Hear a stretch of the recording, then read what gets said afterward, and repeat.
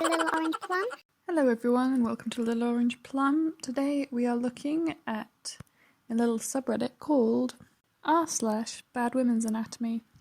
So, to start off with, we have some fantastic titles. The first one is just titled Just Wow.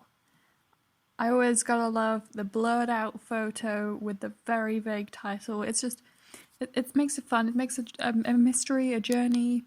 Okay, let's see what this is. Again, Strawman Argument. The body of most women who are raped will be under such stress that she cannot become pregnant. I feel sorry for those that are. It's a traumatic experience, but the point remains is that the overwhelming majority of abortions are performed for the convenience of the mother. There's nothing convenient about an abortion.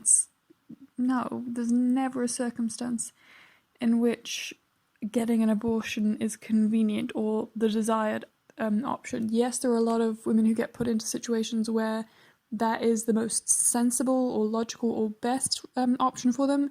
Doesn't make it an easy way out. I feel like that's definitely kind of one of those things where maybe he's read a church pamphlet on what an abortion is, but I doubt he's ever actually sat down with a real medical professional and discussed it as an option if they think, one, that rape is a way to stop pregnancy, it's not an effective form of contraception, and two, that it counts as in any way convenient. I feel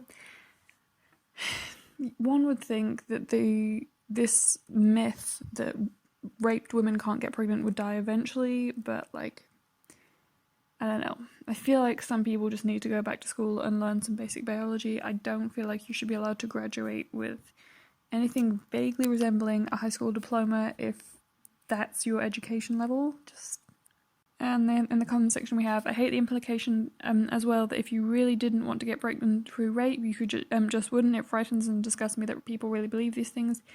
In the Victorian era, I believe that a woman was often told it couldn't be rape if she became pregnant because to impregnate a woman she had to orgasm, and orgasm equals pleasure. How these fucking notions came around and still exist in people's heads today is fucking baffling. Yeah, I do actually remember reading something in a historical text. It was kind of trying to almost justify the sexual weirdness of the Victorian era, that yes, a lot of the supposed fertility information that was being passed around that you would read as literature if you're trying to get pregnant would specifically say that you need to orgasm to get pregnant, which is obviously not true. I mean, that's pretty much the most amazing thing you can say about that is back in the Victorian era, they actually acknowledged that women can have orgasms, which I genuinely didn't know. Because there was a time before then where they just assumed that girls were just supposed to lie there and suffer, basically, that women don't experience sexual pleasure or something. But yeah, it really does speak volumes that people are just getting Chinese whispers of gossip from the Victorian era and then are trying to pass it off as scientific fact, and it's like, do these people ever sit down in a classroom and actually try to research any of this? Anyway, again, we are continuing with the theme of vague title, mystery picture, always fun. And we have oh dear, sweetie. Did you know? #read. Scientifically, the black woman is the only organ that possesses the mitochondria DNA that has all variation possible for every different kind of human being on this earth. The African, the albino, the European, the Middle Eastern. You're missing out a few there.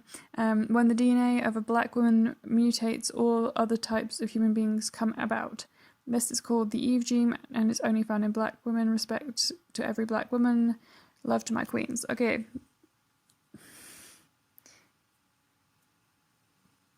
I mean, I appreciate that you're trying to support and uplift black women, that's cool, but black women are not an organ. I'm not quite sure what that sentence was supposed to be. I don't know if that's a typo, but a black woman is not an organ. A black woman is a person who has multiple organs inside of her. And also, no. I mean, there's a reason why kids come out looking vaguely like their parents. It's because no one has all of the DNA for all of the possible combinations. That's not how that works. Sorry. I feel like if that actually seemed reasonable as a sentence, scientifically speaking, like, either you're 5 or there is no hope for you, intelligence-wise. That's all I gotta say. Then we have, have you been fucking my girl? How's that used pussy feel? After the first 2 inches, it felt brand new. Boys. Every single time I go into this subreddit, there's always some guy trying to be like, yeah, my penis is so amazing, it can literally destroy pussies. And it's like, you know that's not how that works. Like, really? Like, if that were true, you should never want to have sex with a girl because it would literally ruin her. Like, I have to wonder about the ethics of these people. You think you're literally damaging this woman by having sex with her, but your sexual desires take precedence over her body getting damaged. Like, you know? If you genuinely believe this, what kind of an immoral person do you have to be to think it's okay to have sex with a woman then? Because you're damaging her, apparently. I mean, it's obviously bullshit, but like, in that hypothetical situation, it does not make sense for you to have sex with her. I'm just saying. You should become celibate if you genuinely believe that. It would solve a lot of problems. Okay, so next we have G's. I hate when man DNA gets into my brain. Pardon? I could never... let me do the voice. We gotta do the voices. Slacking on the voices. Let me see. I could never wife up or be in an ITR with a non-virgin. I'd always be thinking of the guys before me, spreading her legs open, ploughing her, and coming inside her. The DNA of those men in her brain. Extreme blowjob? I don't know. It would make me sick as it made our ancestors who demanded high standards of chastity and impulse control from women.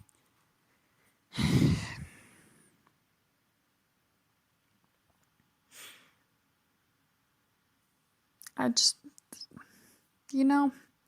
just kind of one of those things, especially because guys these days feel it's very normal and acceptable to expect girls to financially contribute to a household, and you cannot.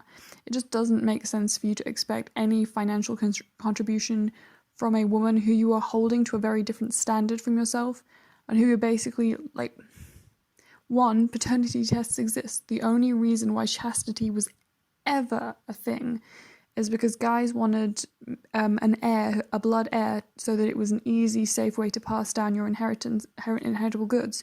Because, like, otherwise it's like everyone fighting over your stuff, whereas if you say it's going to my kid, that's a very clear line. And obviously before the existence of paternity tests, pretty much the only way you know it's your kid is if the girl never has sex with anyone else. Ergo, there was that double standard applied to women. But, as I say, paternity tests now exist, so the only plausible logical reason for ever expecting chastity from a woman no longer exists. Like, you can tell if it's your kid, you know? Not to mention the fact that, like, as I say, this is all in an area where it's conceivable to expect different standards when he's going out to work and she's staying at home. It's not even that most misogynists expect that, it's that they expect girls to still financially contribute or to give something to a household. To be fair, it used to be like that in the past. Like, guys used to expect a dowry, and it's like, you can't expect her to be restrained and held back and told what she can and can't do and to be financially contributing. It's either you're paying for a woman that you have power over, or she's has financial agency, and therefore you need to back off. That's just basic logic. Everything else is just your bullshit feelings, and it's like, I don't know. It always weirds me out when guys get this emotional about this kind of things, because if any woman ever behaved like that, they would not hesitate to call her emotional, to call her crazy because of her emotions and her hormones are getting out of control. And it's like, there's a lot of emotional and hormonal stuff being said by guys like this, and it's just like, how do you never get called on this crap? Okay, next we have telepathic rape will lower your energy. This is interesting. Except that but when a man masturbates to a woman, he knows in real life without her consent. That is telepathic rape. It's sick. It even affects the victims, although she may be unaware, but it lowers her energy. Okay, is this girl going to pretend that women don't ever masturbate to the thoughts of other people? Also, again, logic. There are a lot of men who are into girls like Scarlett Johansson, Megan Fox, all of those famous celebrities. Literally, these women would have, like, collapsed and died from lack of energy if that were true. Literally, they would have been sapped dry. They would just be like a mummified husk of a woman because so many guys were masturbating to thoughts of them if this were true. Just logic. Think it through, people. Think it through. Okay, what time are we at? Okay, so I'm just gonna try to finish up real quickly with... Okay, we have... Is it possible for you to get pregnant from a shower? Someone asked of Yahoo... Do people still use that? When was this posted? Apparently 7 hours ago? What? I realized this is less than a day old. Wow. People still use Yahoo Answers. You learn something every day. Okay, so is it possible to get pregnant from your shower? Response: only if your vagina is very loose. What? Is that supposed to be funny? Because, it doesn't matter how loose it is. If all that's getting in there is soap and water, you're not getting pregnant from that. No... I mean, thing one, this whole idea of, sperm transferring and somehow surviving and getting you pregnant, I mean, I think, technically speaking, it's possible, but it's, a several billion to 1 odds of it ever actually happening. Because there's a half-life of sperm in general, which is about 3 days, which sounds really scary. It sounds like a whole, oh my god, but it's very temperature sensitive, and room temperature outside of a human body, not a great life expectancy, especially if it comes into contact with other stuff. When they take it to a sperm bank, they can get it to survive in those little plastic jars because those things are sealed, so nothing can get in to interfere with the sperm. It'll survive inside a human body because that's where it's supposed to survive. So if it's literally inside a woman, it's going to survive almost as long as it would in a guy's testicles. So ergo 3 days to swim its way up and do its thing. In a jar, again, must be sealed tight so nothing else can get in there, must be sealed, be stored under certain conditions, like certain temperature stuff and stuff like that, because so many contaminants can easily kill the sperm. Translation, pretty much guaranteed.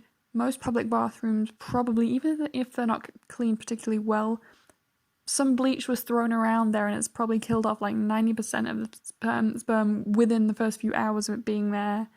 And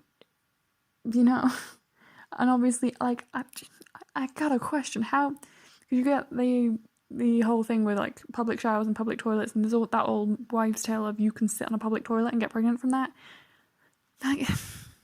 How are you peeing and washing yourselves that you think this is a question? Because it's the size of a sperm is so tiny, it literally needs to be viewed under a microscope, which even if you're thinking, if I sit my butt on a toilet seat, then it's going to travel 6 inches, it literally takes sperm over a day to travel that far. And they're not intelligent creatures. It's not like a person actual thinking about direction.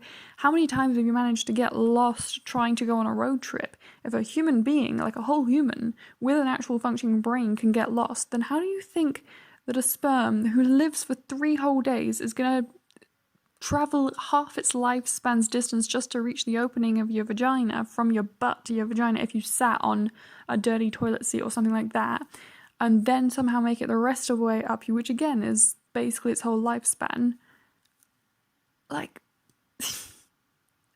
And never make a mistake. That's basic health class. That's how most sperm dies. It takes a wrong turn somewhere inside a woman and then doesn't get her pregnant because it can't navigate very well.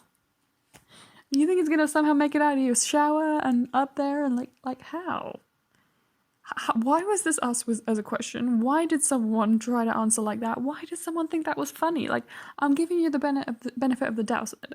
Benefit of the doubt. I'm assuming that this person kind of realizes to some extent that the lifespan of a sperm cell is so short that there's no way it's crossing across, like it's not going to go all the way across your bathroom, because that's like greater.